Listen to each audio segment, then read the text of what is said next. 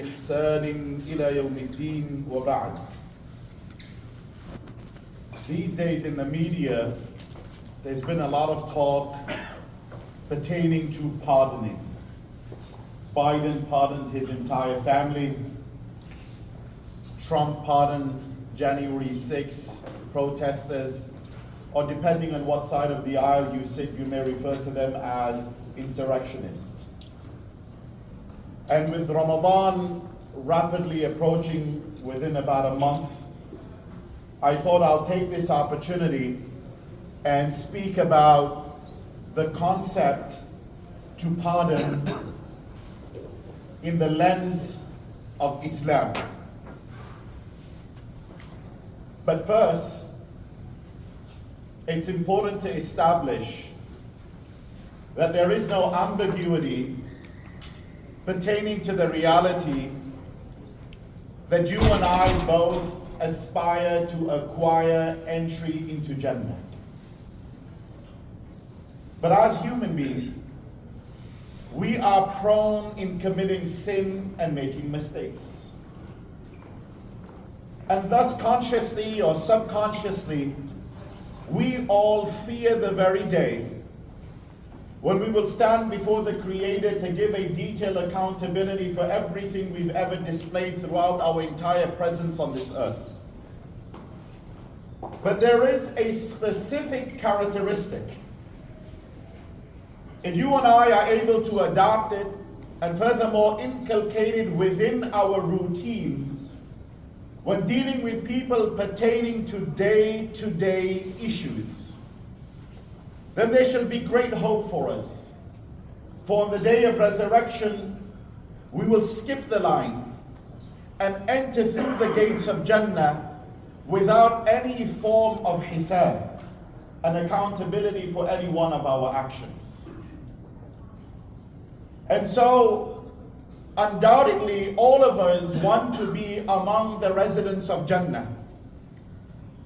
But then acquiring entry into Jannah without any form of hisab should truly be something that each of us aspire to attain. And so the characteristic that I'm referring to is repelling every form of wrong done to you with something that is better. In the words of the glorious Quran, وَلَا تَسْتَوِي الْحَسَنَةُ وَلَا السَّيِّئَةُ. Good is not the same as wrong. Thus, at all costs in your life, idfa' billati hiya ahsan. Repel and respond to every form of wrong and negativity displayed to you with something that is positive. And Abdullah ibn Abbas radiallahu anhuma, in his explanation to this verse, brings to light the following command of Allah: خُذِ الْعَفْوَ وَأْمُرْ بِالْعُرْفِ وَأَعْرِضْ عَنِ الْجَاهِلِينَ. When you have been provoked, when you have been rubbed in the wrong way, when you have become angered due to someone's behavior, then learn to forgive. وَأْمُرْ بِالْعُرْفِ. But when you see the rights of others being violated and infringed upon, then don't take a chill pill and sit back and do little or nothing, but rather roll up your sleeves and be proactive about the matter. However, though, Allah says, وَأَعْرِضْ عَنِ الْجَاهِلِينَ. But never punish nor retaliate towards a person who has behaved towards you in an ignorant way. And so by way of further elucidating, I'm compelled in sharing with all of you an incident whereby on one specific occasion, the Messenger sallallahu alaihi wasallam was in the masjid, and he was speaking to key companions pertaining to matters of great importance in relation to the security of the state. And then suddenly, in the midst of his discourse, he took a peculiar pause. And after several moments of silence, he looked at the companions in their eyes and he said to all of them, يَطْلِعُ عَلَيْكُمُ الْآنَ رَجُلٌ مِّنْ أَهْلِ الْجَنَّةِ. Soon a man will enter the masjid. And this man is extraordinary, for Allah has destined, determined and decreed for him entry into Jannah without hisab and accountability for his actions. And so naturally this piqued the curiosity of the companions. And so respectfully they continued to listen to the Prophet, but their eyes were glued to the door of the masjid, curious in wanting to identify this individual who's acquired such a great and magnificent status before Allah. And lo and behold, to all of their amazement and surprise, it was an ordinary man from the people of Ansar. So ordinary that they didn't even know him by name. And subsequently, for the next 2 days consecutively, this same incident transpired, at which state Abdullah bin Amr bin As couldn't hold back his curiosity. And he took it upon himself to investigate this individual, and he discovered that there was nothing special about him. Just like any other Muslim, he would fulfill the tenets of his deen, doing his obligations, and that was the extent of it. And so he approached him and he began speaking to him, and he informed him what had transpired over 3 days with the messenger. And the man said, well, you've been following me, you've been diligently observing my life. Clearly you must have realized that there isn't anything extraordinary, while I am flattered as to what happened. And so at this juncture, Abdullah bin Amr bin As feels as though his time has been wasted. But then the man says, before you leave, there is a habitual practice that I have. I don't consider it to be of some merit, but I'll share it with you anyway, perhaps to cheer you up. And so Abdullah bin Amr bin As said, I'm all ears. Please enlighten me. He said, well, I hold no grudge in my heart towards anyone. In fact, every night when I place my head on my pillow to rest, I think of every individual that has perhaps wronged me in my life, and genuinely, sincerely, from the depths of my heart, I forgive them. And the next day, if I am to encounter their presence, I resume my relationship with them as though the act of offense never ever occurred. Abdullah bin Amr bin As hastily comes back to Masjid al-Nabawi, meets with the messenger, relates the entire situation and encounter. And the messenger responds and says, لِهَذَا, it is precisely for this reason, when I was conversing with all of you, Sayyidina Jibreel had descended for 3 days consecutively. And he said, Ya Rasulullah, a man will enter the masjid. This man is extraordinary and special in the sight of the Lord, because in this world he holds no one accountable for the wrong they do to him. On Yawmul Qiyamah, Yawmul Hisab, Allah will not hold him accountable for his sins. Subhanallah. Brothers and sisters, this story is not a thumbsuck or a fairy tale. Rather, it is documented in the tafsir of Ibn Kathir under the verse, وَجَزَاءُ سَيِّئَةٍ سَيِّئَةٌ مِثْلُهَا فَمَنْ عَفَى وَأَصْلَحَ فَأَجْرُهُ عَلَى اللَّهِ. The consequences of evil is the consequence thereof.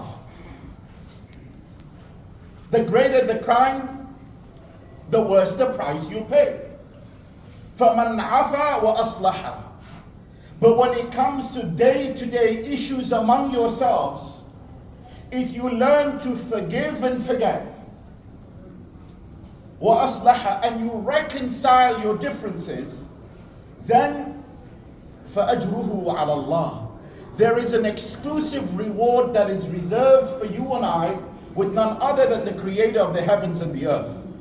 And that reward, my brother and sister, that is being referred to or referenced in this ayah is entry into Jannah without any form of hisab for any one of our actions.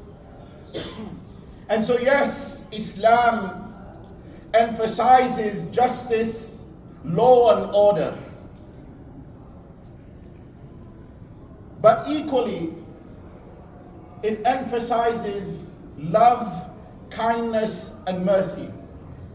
Justice, law and order are necessary for the maintenance of any social society. But we equally and strongly need to forgive one another to heal wounds and restore relations among ourselves. Brothers and sisters, you may be sitting here thinking to yourself, well then what is this concept to forgive and forget? It is a phrase often used by a person that has been wronged by another individual. Now, forgiving someone is definitely not the same as forgetting the matter at large. Though both of them are definitely intertwined, and once you and I as believers distinguish the difference between the two in our lives, we will be able to forgive and forget and then simply move on with our lives peacefully. Remember, somebody said it best. The person you are forgiving may not deserve your forgiveness, but you deserve a peace of mind. And so in the Quran, this concept of forgiving and forgetting rather frequently is mentioned. For instance, Allah refers to it as al-afu and as-safhu. Al-afu literally means to pardon someone who's behaved towards you in an inappropriate manner. To excuse someone's ill character or behavior. Or as they say on the streets, let it slide. As-safhu is 1 degree further. This is when you no longer hold anger and resentment in your heart towards a person who has wronged you. And it is expected that at some juncture you resume your relationship with them just as it was prior to the act of offense occurring. And interestingly enough, we see a repeated pattern in the Quran. Allah, when He asks of us to forgive, He follows it up immediately by saying to forget. وَإِن تَعْفُوا وَتَصْفَحُوا. Or you forgive and forget. وَلْيَعْفُوا وَلْيَصْفَحُوا. Forgive and forget. And so we see this characteristic manifested in the life of our Habib sallallahu alaihi wasallam. We all know that he forgave the archers of the battle of the battle of Uhud, when they rejected a direct order. In many ways, one could say they committed an act of treason, which resulted in the killing of many key companions. But not only did the Prophet forgive them, he forgot that it ever happened. Never in the books of Seerah do we ever read that the Prophet would remind them and say, ha ha ha ha, remember that day? Remember what you did? Look at what it caused us. Look at what it cost us. No. He forgave them. He forgot that it ever happened. He forgave Wahshi, the perpetrator of the murder of his beloved uncle, and invited him to attain hidayah so he can be among the people of Jannah. He forgave the mastermind of this murder, Hind. When he entered into Mecca and he saw his staunch enemies eye to eye that were responsible for not only the murder of his companions but the murder of his daughter, he said to them, لا تثريب عليكم اليوم يغفر الله لكم وهو أرحم الراحمين. Today is a day that there shall be no blame unto you for what you have done in the past, irrespective of the egregious crimes.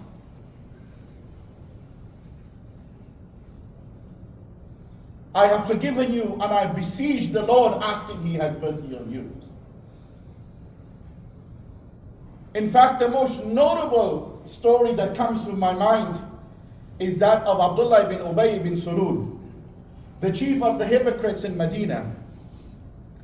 Time is of the essence, and I'll just be very brief in highlighting his story.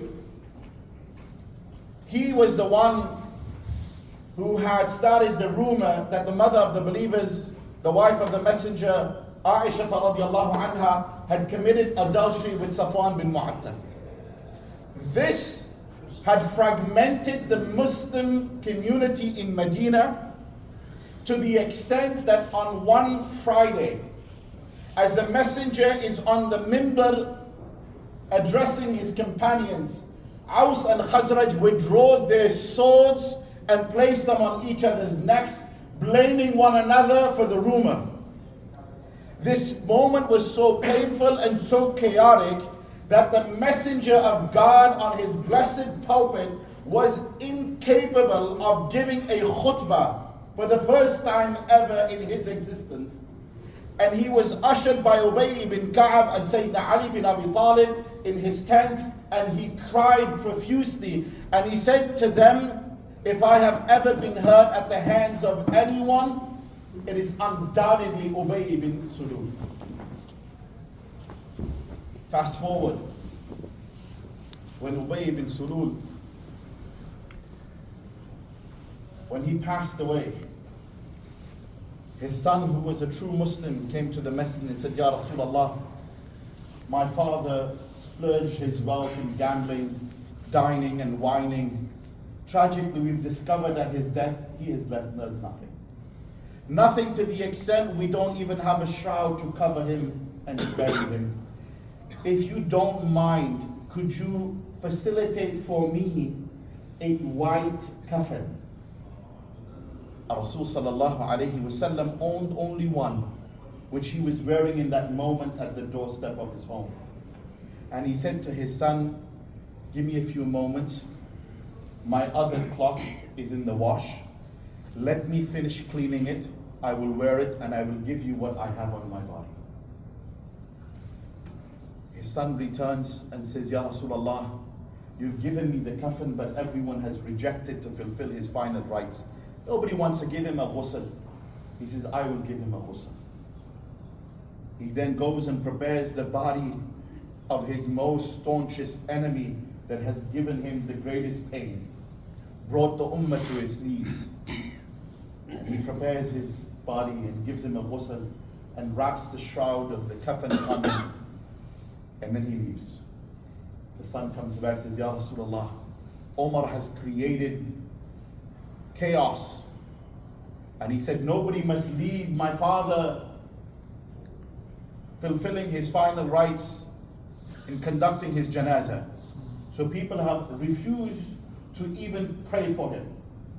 Rasul sallallahu alayhi wa sallam says, let's go, I will pray for him. He comes, the ummah gathers, confused, puzzled, unaware of what's going on. Why would the messenger of the Lord pray for the one who he considered his staunch enemy? And then he placed him with his beloved hands in the grave and put his own saliva in his mouth. And he said, I know Abdullah ibn Ubay ibn Sulul has a horrendous outcome awaiting him in the afterlife.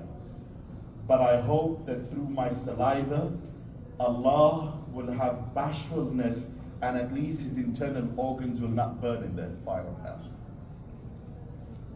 He was truly the mercy of the entire mankind. Ya Rabbi Subhanahu. This is the manifestation and the demonstration of al-afu and as-safhu. And there are many such examples in the life of the Sahaba and the pious predecessors.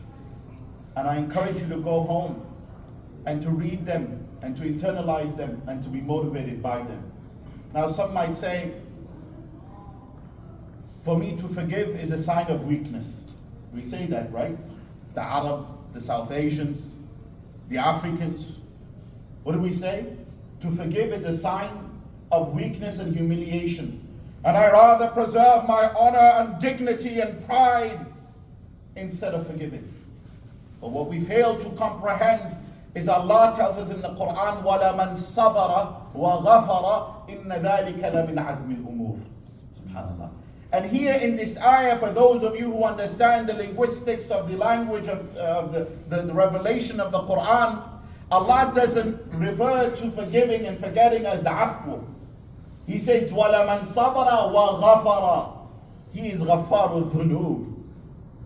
That is why Dr. Martin Luther King said it best. To err is human, but to forgive is divine. Even the kuffar had some sense. To error is human, it's expected of you and I. But to forgive, it is divine. Yani, Allah tells us, وَلَمَنْ صَبَرَ وَغَفَرَ. When you are patient in the face of provocation and you forgive, it is stepping into the nature of divine. But a'udhu billah, I'm not saying you are becoming divine, but I'm saying you are doing that which Allah allows you to attain the magnificent reward. Listen, to forgive someone and to forget that it happened is not mandated, it's not a faridah. You can do what you want. But if you are able to bring yourself to that extent, you know, many say, okay, I'll forgive someone. But, yeah, forget? What are you talking about? Ah, come on. And Allah addresses this concern of ours. وَمَا يُلَقَّاهَا إِلَّا الَّذِينَ صَبَرُوا وَمَا يُلَقَّاهَا إِلَّا ذُو حَظٍّ عَظِيمٍ. You will in life never ever be able to forgive someone who's wronged you and forget the matter at large unless you are tolerant and patient in the face of provocation. And in life you will never ever be tolerant and patient unless you possess حظٍ عظيم. حظٍ عظيم refers to three unique characteristics: forbearance, foresight, and fortitude. Forbearance, foresight, and fortitude. That is the meaning of حظٍ عظيم. Once you are able to possess these three unique characteristics, then you and I will climb to the station of the tolerant and the patient, and thus it is upon this we will be able to forgive and forget. So let me ask, is there someone in your life that you dislike? You've unfollowed them on social media. You are avoiding them at every single moment of your existence.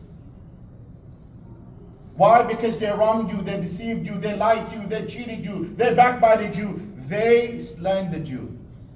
But even in these extreme circumstances, our deen teaches us that when it comes to such day-to-day issues, we are to learn to forgive our fellow brethren. Why? Because we have also cheated, lied, deceived, backbited, and slandered others.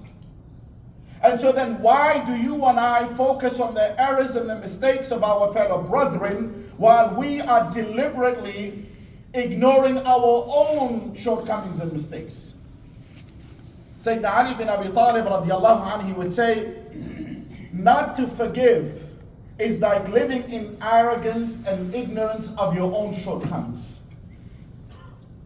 And so Allah asks of us in the Quran, أَلَا تُحِبُّونَ اللَّهَ أَن يَغْفِرَ اللَّهُ لَكُمْ.